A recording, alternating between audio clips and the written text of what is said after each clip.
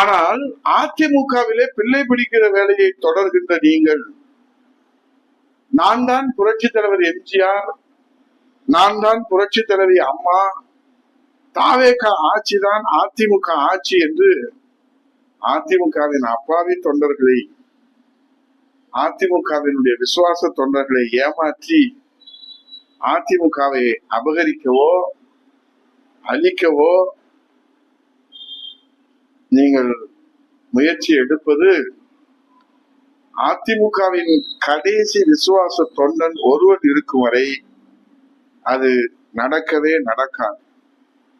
அப்படியே தாங்கள் மோசடி செய்து இந்த சமூக வலைதளம் சோசியல் மீடியாவின் மூலமாக ஒரு அபாயகரமான மோசடி கட்டமைப்பை உருவாக்கி அதிமுகவை அழிக்கும் நிலை ஏற்பட்டால், மாண்புமிகு முதல்வர் விஜய் அவர்களே, ஒன்று விசுவாச தொண்டர்களான நாங்கள் உயிரோடு இருக்க மாட்டோம், இல்லை என்றால் 80வது சுதந்திர தினத்திலே சென்னை சார்ஜ் கோட்டையிலே தேசிய கொடி ஏற்றுகிற நீங்கள் உயிரோடு இருப்பீர்களா என்று எங்களுக்கு தெரியாது. புரட்சி தலைவர் அம்மா, புரட்சி தலைவர் எம்ஜிஆர், புரட்சி தலைவி அம்மா விசுவாச தொண்டர்கள் தற்கொலை படையாக மாறுகின்ற அந்த சூழ்நிலையை நீங்கள்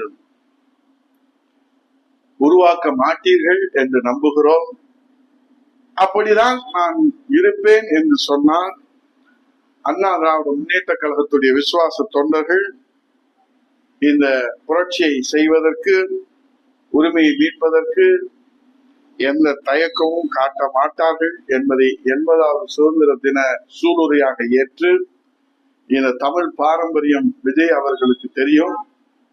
செத்த பிறகு கூட வீரத்தை விதைப்பதற்காக நெஞ்சை கிழித்து அவன் வீரத்தை உலகத்திற்கு எடுத்துச் சொல்வதற்காக அவன் மரணத்திற்கு பிறகு அவனை அந்த வீர தழும்பு ஏற்பட வேண்டும் என்பதுதான் தமிழர் பாரம்பரியம்.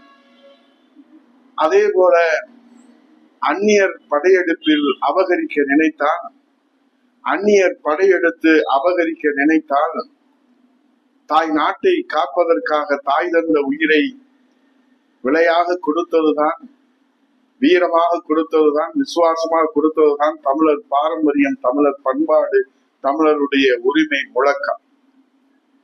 அதுவும் மாண்புமிகு முதல்வர் விஜய் அவர்களுக்கு நன்றாக தெரியும். அப்படி அந்நியர் படையெடுப்பு அதிமுகவில் நுழையுமானால் அபகரிக்க நினைப்ப